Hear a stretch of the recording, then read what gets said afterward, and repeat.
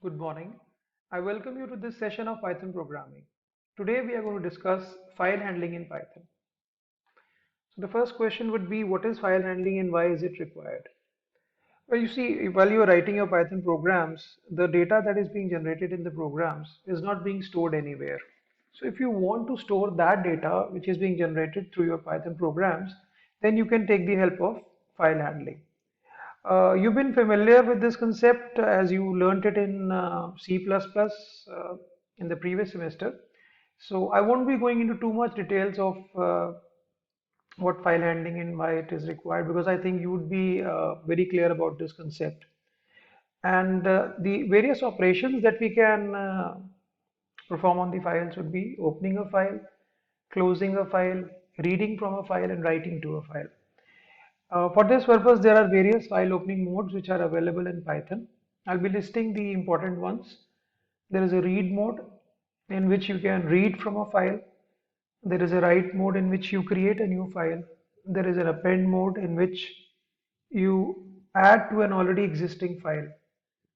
And there is a read binary and a write binary modes which deals with the binary files, which I'll come up in my subsequent videos on file handling. In this today's video, we'll be discussing about text files. So to open a file, we use the open function, and to close the file, we use the close function. And for reading and writing to and from files, we have got the read and the write functions. And we'll also be discussing simple programs based on file handling. So let me just begin a Python session for you guys. And let's work around with a few programs in files so that you are clear about the concept of file handling in Python. So I'll be opening the first program. So this is like if I want to write something into a file, some text into a file. This example would illustrate that. Say this first syntax is opening the file. So open function is used here, which has got two arguments. The first one is the name of the file, and the second one is the mode in which the file is to be opened. So I'm using the W mode. That means I'm going to create a text file agc.txt. And if this file already exists, then its previous contents are overwritten and a new file is created. And here the variable f acts as a file pointer to the file agc.txt. And then I can take the help of the write method, which would write a string to the file. So I'm writing three strings to the file with the three write statements. And then to delink the file, that means to properly to create the file, you must use a close method here. If you don't use a close method, then you won't be able to access the file agc.txt. So let me now run this code for you. So once I run it, then the program has been executed, and obviously the file agc.txt has been created. So, and it has been created in the default path. That is, since I've not mentioned any path out here, so it is stored in the Python 37 folder. So let me just go to that folder for you guys and open this file for you. So you can see this file agc here. Once I open it, you can see that the three strings Ajay, Sharma and agc Amritsar have been written successfully into the file. And you see that the the strings have been written one next to the other. There is no space or there is no new line character in them. All right. So let's take another example.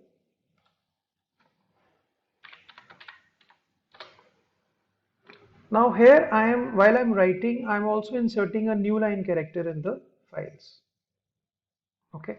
So let's see the output of this, and I'm storing the contents in a file agc1.txt. So the file has been created. Let me now go to that folder, just refresh it. So I can see the agc1 file now, and I can see that these strings have been put in new lines. Let me now open up another program for you,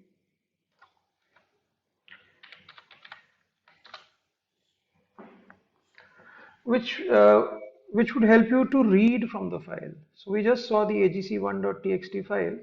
Now there are different ways in which you can read from the file. So one method to read would be read, as shown here in this line, s is equal to f dot read. So this would read the entire contents of the file and store it as a string. So where s is a string. So I'll print s and I also print the type of s. So now it has read from the file the three lines that we inserted, and we can see that the variable s is a string. Let's try another way of reading from a file. In this we use the read method. Now let me open up another example for you. Now here I'm using a read line method. So if I want to read from a file line by line, then I need to take the help of read line method. So what I'm doing here is I'm first opening the file agc1.txt in the read mode, and then I'm using s is equal to f dot read line. This would read the first line from the file and it would print it, and obviously it will also tell the type of that particular variable. So that's a string, we know. Once again, if we use it for another time, then it reads the next line and so on. So it has read first the first line which stores Ajay, then the second line which stores Sharma. So there is a read method which reads the entire file as a string. There is a read line method which reads from the file on a line by line basis. Let's look for another example. Here I am taking the help of read lines method. There is a method known as read lines. So this read line method reads from the file and stores the contents as a list. So I'll be first using this read lines method and storing it in S. Then I'll printing the contents of S and I'll see what is the type of S. So as I've discussed, S would be a list. And then in this later part of the program, I've shown you from reading from S using a for loop. So it would print the details of the file. Let's run this now.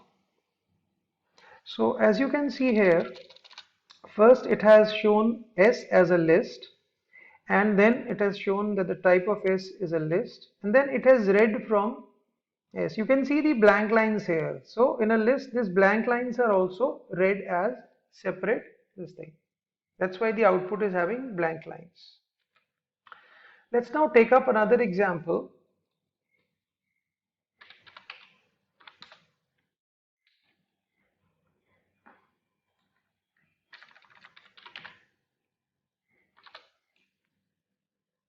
Now here what I'm doing is I'm displaying the append method for you guys. So there is a file agc1.txt. We know that the contents already in the file are Ajay, Sharma and AGC Amritsar.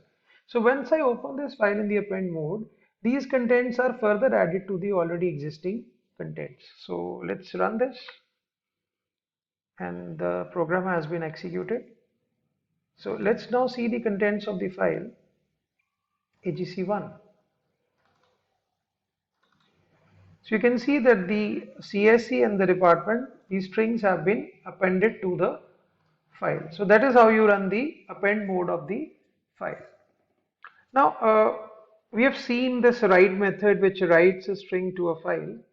If we want to write a list to a file, then we can take the help of write lines method. So let me just open this file and explain this content to you, this concept. So here I've got a list here with the 3 entries Ajay, Sharma and AGC Amritsar, and I'm opening a new file agc2.txt in write mode, and if I use this write lines method, let's see what happens. So the program has been executed. Now let's go to that folder and look for the contents of agc2 file. So you see there is no space. The list members are stored one next to another in the file. Okay. So let's just run it with a variation here. Let me just append a new line character here and see how this write line methods writes these strings now, the strings which are present in the list. So once again, I'm going to run this, and let me now just go through to the Explorer and open this file AGC2. So you can see that the strings are now inserted in different lines. So that is how you can use the write lines method. Now we have seen that the write or the write lines methods, they are storing strings into a file. What if we want to store numbers in a file? Okay, so let's discuss a program to understand this concept, that is storing numbers into a file. So I'm opening a file agc3.txt, and say first let me go through like this. Now I is an integer variable which ranges from 1 to 20. So if I try to use the write function to write the contents of I into the file agc3.txt, it's going to give me an error. And you can see that error. The error is that write argument must be string, not int. So what we can do is we can convert it into a string. And then, so the program runs now successfully. Let's go and see the contents of the file agc3.txt.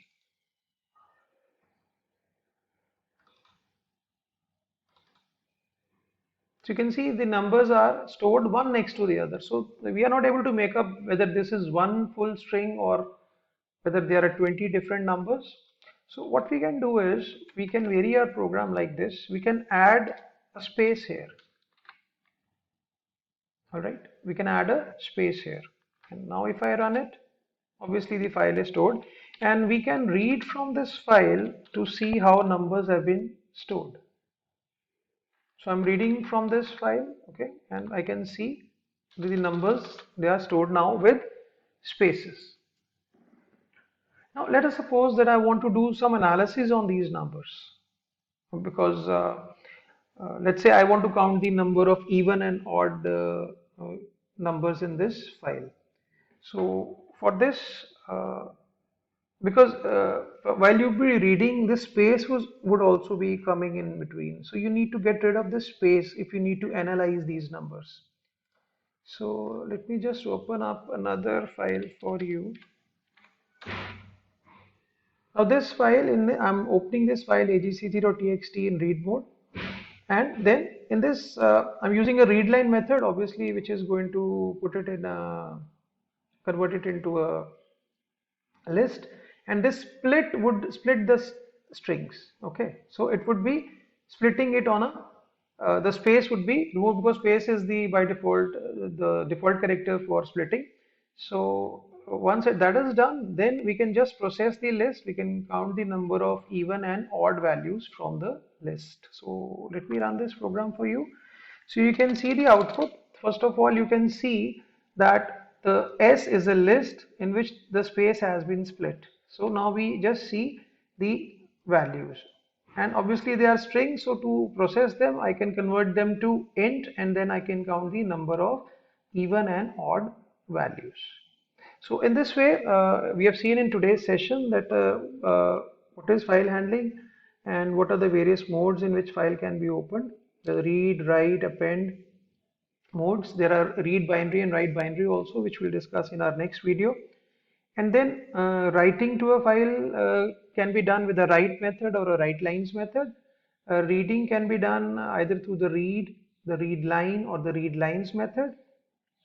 And then we can process or analyze the data present in the file. We can store strings, we can store numbers also, but then we need to take care of certain things, because everything that we store in a file is a string, and to process it we need to do the usual conversions that would be required.